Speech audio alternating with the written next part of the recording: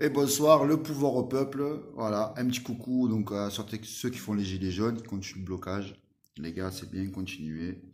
Peut-être certains diront, qu'est-ce qu'il raconte celui-là? Ça me fout dans la merde. Mais le jour où tout ira bien, ceux qui se plaignent dans leur voiture, ils seront bien contents. Bref, je voulais revenir sur une chose. Parce que je vois beaucoup de vidéos en fait sur le fameux pacte de souverains de l'ONU. Certains ont dit que Macron a vendu la France, nanani, ça y est, les migrants ils vont venir chez nous, ça va être la misère, ça va être la galère. Donc du coup, ben, les partis d'extrême droite, les animaux, ont bien sûr donné le sonnet d'alarme. Le Pen sur Twitter et tous les réseaux sociaux a mis une sonnette d'alarme en disant il faut pas qu'ils traitent la vague d'immigration, nani nana. Ok, ça c'est leur point de vue. Maintenant, je vais énoncer mon point de vue avec des arguments. Comme toujours, si certains suivent mes vidéos, j'ai des arguments solides. Vous pouvez aller vérifier, il n'y a pas de problème. Donc, sur le pacte souverain de l'ONU. Moi, mon opinion, ce n'est pas que Macron a vendu la France, même si c'est un peu le cas, mais ce qu'il a surtout fait, c'est ce qu'ils font depuis toujours, hein. Mais ils ont vendu l'Afrique. Ouais. Bah, depuis toujours, malheureusement. Des fois, j'ai honte d'être blanc, vous voyez, quand j'ai des amis blacks d'origine africaine. J'ai honte des fois devant eux parce que la France-Afrique. Bref, pour revenir à cela. Donc, pour moi, c'est un genre, c'est une importation d'un nouvel esclavage. Voilà, tout simplement. Donc, dans le texte, donc il y a 8 pays qui sont prêts à accueillir 480 millions de migrants. Il s'agit d'un document de l'ONU, donc discuté entre 191 pays, d'accord, qui recense les principes des droits de l'homme et des enfants. Donc parmi ceux-là, il y a 23 propositions de ce texte. Les Américains ont dit non. La Bulgarie, la Hongrie, la Pologne, la République tchèque, la Slovaquie, Australie, Israël, Italie, Suisse, Estonie, Croatie. Voilà. Ils ont aussi refusé. Ils refusent parce que ces pays-là, à part les Américains et Israël, peut-être qu'eux, ils font le volte-face, mais ils n'ont pas de... En Afrique, ils n'ont pas de raison. Ils n'ont pas de business là-bas. Voilà. Je vais vous donner un exemple. On va prendre que le pétrole. On sait qu'en Afrique, il y a beaucoup de richesses. D'ailleurs, c'est le continent qui a le plus de richesses naturelles. Et c'est le plus pauvre. Bref, honte à nous quand même. Par exemple, dans la Grande-Bretagne, il y a le groupe BP, Shell. Il y a le groupe Héritage, le groupe Tunlo, le groupe Chariot, le BJ Group, le Prerenco. Tous ces groupes-là de pétrole qui sont, si vous allez sur Google, vous tapez exploitation pétrolière Afrique et vous tapez exploitation Angleterre Afrique, France Afrique, d'accord. Moi, je prends l'exemple de Total en France, un groupe français qui est, écoutez, qui est en Mauritanie, au Nigeria, au Congo, en Angola, au Soudan, en Égypte, au Tchad, en Éthiopie, en Mauritanie, en Mozambique, en Côte d'Ivoire, au Cameroun, en Éthiopie, au Burundi. Pas mal, pas mal. Donc c'est pas mal de pays. Donc c'est souvent des pays où malheureusement les gens de ces pays-là viennent en France. D'accord? Parce que pour eux, c'est un peu l'Eldorado, malheureusement. Donc peut-être certains qui verront ma vidéo diront ouais, mais qu'est-ce qu'ils racontent cela? Ici c'est chez nous. On va prendre des choses de base. Si vous êtes chrétien, juif ou musulman, vous savez très bien que Dieu a créé la terre en 7 jours. Il n'a pas créé les pays. Il n'a pas dit la France sera comme ça, l'Italie sera comme ça, la Mauritanie sera comme ça, le Mexique sera de cette façon-là. Faux. Faux. Déjà, pour commencer. Première raison. Il n'y a pas de pays, il n'y a pas de frontières. C'est nous, l'être humain, notre égoïsme, qu'on a fait des frontières. Et on est devenus racistes entre nous. Alors qu'à la base, on est tous des frères. On est tous Adam et Ève. Après, pour les athées, C'est plus compliqué à leur expliquer. Et pour ceux qui croient en Dieu, là, on est tous d'accord. Que ce soit juifs, musulmans, chrétiens, on est tous d'accord. Donc voilà. Donc écoutez, pourquoi moi je suis pas pour cette loi, hein, c'est donc pour l'esclavage moderne, mais surtout pour une chose en fait. On exploite l'Afrique depuis des décennies, des siècles et des siècles. Et j'ai appris une chose là. Vous savez que la moyenne d'âge en Afrique, donc pour les pays aux ressources alarmantes, c'est 17 ans et 6 mois. 17 ans et 6 mois. Parmi ces pays donc aux ressources alarmantes, hein, okay, c'est un organisme sérieux qui le... Hein, il y a le Mozambique, il y a le Tchad, il y a l'Éthiopie, il y a le Burundi. Total, ils sont où? Mais c'est la suite qui est encore plus honteuse. Il y a 14 pays africains qui versent à la France chaque année un impôt colonial. Et ces 14 pays africains sont obligés par la France de mettre 85% de la réserve monétaire à la Banque centrale de France, sous le contrôle du ministre des Finances. Donc même aujourd'hui, ça continue. Hein. Les divergences, donc les dirigeants qui refusent de signer ces coups d'État où ils sont tués, donc là on repart Congo, Mali, hein. Ok. Ceux qui obéissent, ils ont un train de vie somptueux, hein, tandis que la population endure la misère et le désespoir qui force à l'immigration. Alors que ces gens-là, peut-être que dans leur pays, peut-être qu'ils auraient plus de savoir que nous. Allez demander à une personne qui vit là-bas s'il ne voudrait pas avoir le même salaire qu'il a ici en Europe chez lui là-bas. Pour vivre auprès des siens. Vous croyez qu'aux gens, ça leur fait plaisir de quitter leur pays, de quitter leur famille? Il y en a, ils sont architectes, ils arrivent ici en France, ils se retrouvent sur des chantiers à travailler au black pour 40 balles la journée, à travailler 10 heures par jour. Or, c'est les gens qui ont fait des études la plupart. Hein.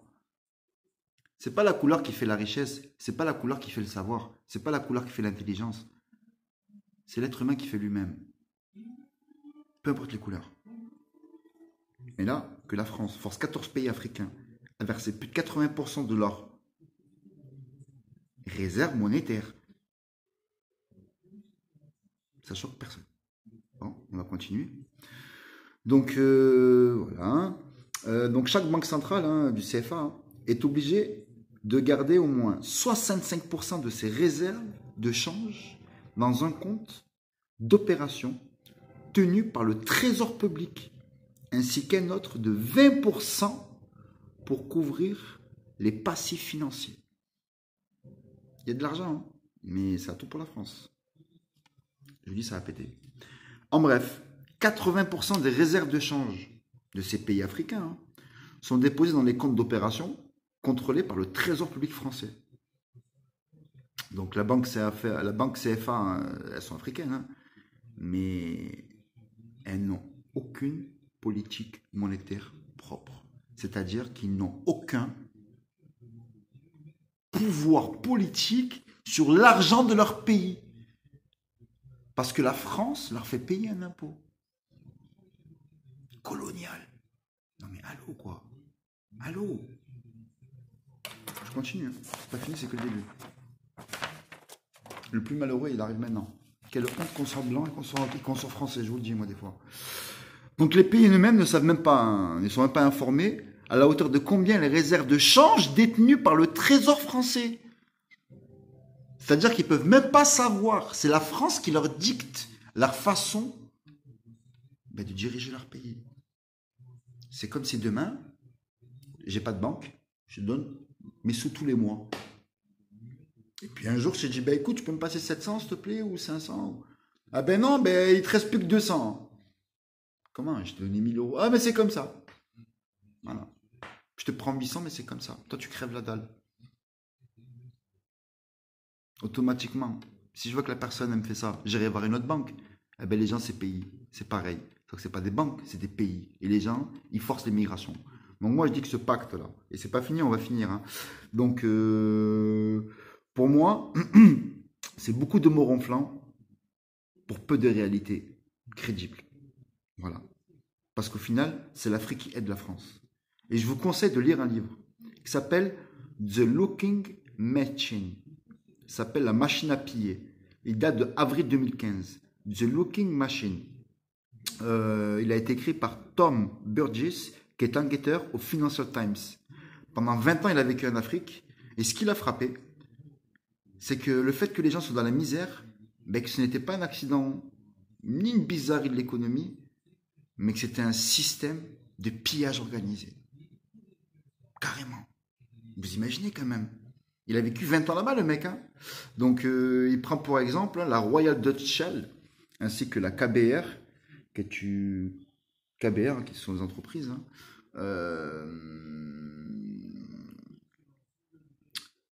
Ben, alors, eux, ils ont fait le topo. Hein. C'est que eux, alors carrément, ils surbordonnaient des fonctionnaires africains, d'accord, qui oubliaient donc la base de l'État, hein, qui œuvrait pour l'intérêt général du peuple et pour le bien du peuple. Donc, il est soudoyé. Écoutez bien, il est soudoyé en amassant des primes pour qu'eux-mêmes autorisent des gisements de pétrole, enfin pour qu'ils puissent percer des endroits précis, quoi. Et les gens étaient virés de leur village et puis c'était comme ça. Donc les gens, ils ont plus de maison. Ils se disent quoi? Même vous, demain, vous ferez quoi si vous n'aurez plus de maison? Vous irez pas là où il y a la lumière? Si vous êtes dans l'ombre? Mais ces gens-là, ils font pareil. Et le pacte, là, qu'ils veulent signer tous, là, tous ces francs-maçons, là, tous ces Illuminati, là. Et d'ailleurs, la plupart des pays qui refusent, sauf certains que j'ai énombré pas, ne sont pas dirigés par des francs-maçons. Certains. Donc ça valide encore plus qu'ils n'en veulent pas. Eux, ils ne veulent pas de faire de l'esclavagisme moderne. C'est-à-dire, pour résumer en quelque sorte, on autorise une arrivée de migrants, les gens ils vont avoir l'espoir qu'ici seront mieux que chez eux, sauf que chez eux, ben, ils partiront de chez eux, ben, eux ça leur permettra d'aller encore plus pomper ce qu'il y a à pomper. Donc le pétrole, le diamant, le gaz, parce qu'il n'y aura personne pour les empêcher. Les gens ils seront plus chez eux, les gens ils seront en Europe. Je ne suis pas pour que les gens ne viennent pas en Europe, chacun fait ce qu'il veut, mais on est toujours roi chez soi. On est roi chez soi. On est roi chez soi. Et même moi, demain, je me permettrai de partir habiter là-bas parce qu'il y a de l'argent, parce qu'il y a du travail, je partirai. Ce qui est logique. Enfin bref. Et pour finir, 70%. Ah oui, ce que je voulais dire surtout, c'est qu'une économie plus diversifiée permettrait d'autres avantages. Des emplois de fonds, donc plus de contributions de gens au financement du pays. Et donc, automatiquement, les présidents ils seront obligés de rendre des comptes. Automatiquement. Parce que c'est malheureux à dire, mais les Africains, ce n'est pas des peuples soumis. Hein. Ils ne sont pas soumis là-bas en Afrique. Hein. Leur morale, il n'est pas en soumission. Il n'est pas en soumission. Ils respectent le gouverneur. Ils le respectent, le gouverneur. Mais attention, s'ils peuvent se permettre de faire une révolution parce qu'il y a une chose qui ne va pas, ils le diront, ils le feront. Et je pense que nous, ici, on devrait suivre un exemple. Un exemple. Que nous, c'est pareil. On subit une escroquerie en bande organisée depuis des années, messieurs, dames. Depuis plus de 40 ans. Plus de 40 ans. Plus de 40 ans qu'on se fait niquer, en parlant poliment. Et puis, tout ce qui passe à la télé Gilets jaunes, ça vaut que de la merde. Déjà, article 1635, Macron, t'es pas président. La CJR, tu l'as supprimé. Il n'y a pas de baisse de taxe de carbone, tu dégages. Et même tout ce système-là, il faut qu'il dégage. Tout ce système-là, il faut qu'il dégage. Je ne demande pas de faire une révolution mondiale, une troisième guerre mondiale, mais une révolution culturelle. Aller vers l'un, aller vers l'autre. Et non pas se tourner le dos. Et croire que l'autre, il vient chez nous pour vous voler votre pain. Non, si ces personnes ils viennent chez vous, c'est parce qu'eux aussi, ils ont faim. Parce que chez eux, le pain, ils l'ont pas. Parce que notre gouvernement, on leur vole le pain chez eux. Donc c'est normal qu'ils viennent chez nous le prendre. Laissons-leur leur pain chez eux. Arrêtons de piller l'Afrique. Arrêtez de piller l'Afrique. Arrêtez. Arrêtez. C'est comme ça que vous formez des gens qui font n'importe quoi après. Parce que les gens, ils pètent un câble. Et ils ont raison de péter un plomb, les gens. Donc 70% des compagnies minières sont au Canada parce qu'ils ont des avantages juridictionnels et le code minier est très défavorable au pays d'origine. Sans le vouloir, eh ben, le Canada nourrit à l'esclavagisme en Afrique, au pillage en Afrique en quelque sorte.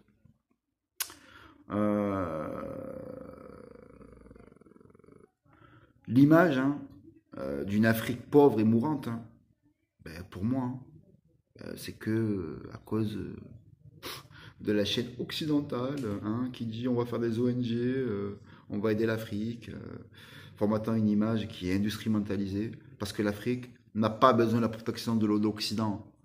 L'Afrique, elle a juste besoin d'elle-même. Et que je dis bien tous, les gouvernements occidentaux, tous, laissez-les tranquilles. Laissez l'Afrique tranquille. Partez. Ne faites pas ce pacte-là. Oh Manu, t'es pas président. Moi, ce pacte, j'en veux pas. Les droits de l'homme disent que j'ai un droit de vote sur si tu signes ou pas. Je suis français. J'ai ma carte de résident français, de pièce d'identité français. Je suis né en France. Les droits de l'homme disent que j'ai un droit de vote sur toute décision qui peut être amenée au changement de mon pays ou de quoi que ce soit. Et j'exige qu'il y ait un référendum, que Manu dégage. Il n'y a pas besoin de chercher pour les taxes carbone, le gasoil. Moi, je vous dis déjà qu'il dégage, pour commencer, et après, le reste, on verra. Mais en tout cas, moi, je vous dis, retirez vos sous des banques. Il n'y aura plus de sous dans les banques. Ils vont vous bloquer les comptes. Ils vont vous bloquer les comptes. Comme ça, vous ne pourrez plus vous déplacer. Voilà. Donc, voilà. Donc pour... Alors, attendez, pour finir. Hein. Donc, oui, comme je disais, pour moi, ce pacte, il servira à arracher des humains et à les réduire à de l'esclavage, jusqu'à une colonisation, mais extrême. Si les gens ne sont plus chez eux pour défendre le bien de leur pays, mais qu'est-ce qu'ils vont faire? Ils vont pomper les autres. Ils vont dire, belle là, la porte est ouverte, venez on rentre. Ce qui est logique. Pour eux, c'est logique. Hein. Plus on a d'argent, plus on veut. Voilà. Donc, la meilleure des phrases. Parce que s'il y a faim, c'est que d'abord, il y a un affameur, un endetteur. S'il y a un feu, c'est qu'il y a une flamme. C'est logique. Donc, on ne peut pas trouver de solution si on ne connaît pas la réalité de la situation. Donc, je vous invite tous, mais tous, hein, de lire, au moins de chercher ce livre. Avant de dire que, ouais, le pacte, c'est pour, il y aura plein de migrants, on n'aura plus de travail, nanana. C'est des conneries, ça. C'est des conneries. Le pacte de migrants, c'est fait pour qu'ils puissent continuer à pomper l'Afrique tranquillement. Tout simplement. Voilà ce qu'ils veulent. Pomper l'Afrique. Assoiffer l'Afrique. Le continent le plus riche au monde en ressources naturelles. Diamants, charbon, zinc, fer, pétrole. Vous imaginez même pas. Faites des recherches sur Internet. Faites des recherches sur Internet. Divisez pour mieux régner. Voilà ce qu'ils veulent les francs-maçons. Donc soyons plus intelligents que eux. Et servons de cet outil qui est exceptionnel, qui s'appelle Internet. Pour se passer les informations entre nous. Mais des informations avec des arguments. Moi, vous pouvez aller tout vérifier, il n'y a pas de problème. Par rapport à la loi, le fait que les Américains, ils ont refusé. Bon, c'est encore, on s'en fout des Américains, on s'en tape. Mais le livre du mec, là, comment il s'appelle ce mec-là? The Looking Machine. La machine à piller. Il est sorti en avril 2015. Il a été écrit par Tom Burgess. Donc Tom, T-O-M, et Burgess, B-U-R-G-I-S. Voilà, il est enquêteur au Financial Times, qui est un magazine américain de finance. Et pendant 20 ans, il a vécu en Afrique. Voilà. Donc écoutez, rendons l'Afrique aux Africains. Déjà, pour commencer, rendons l'Afrique aux Africains. Et s'il y a des personnes d'origine africaine qui regardent cette vidéo, eh ben bonsoir mon frère, parce qu'à cette heure que j'enregistre la vidéo, c'est le bonsoir. Et écoutez, honte à la race blanche pour ce qu'ils ont fait en Afrique. Et ce que j'espère, c'est que un jour ou l'autre, peu importe les continents, peu importe les pays, peu importe les cultures, peu importe les religions, peu importe les croyances, on puisse marcher sur le même chemin, sans être dirigé par des gens et qui sont déconnectés. Voilà. Qui vivent pas du même monde que nous. Voilà. Comme les francs-maçons. Sur ce, pouvoir au peuple et Manu dégage.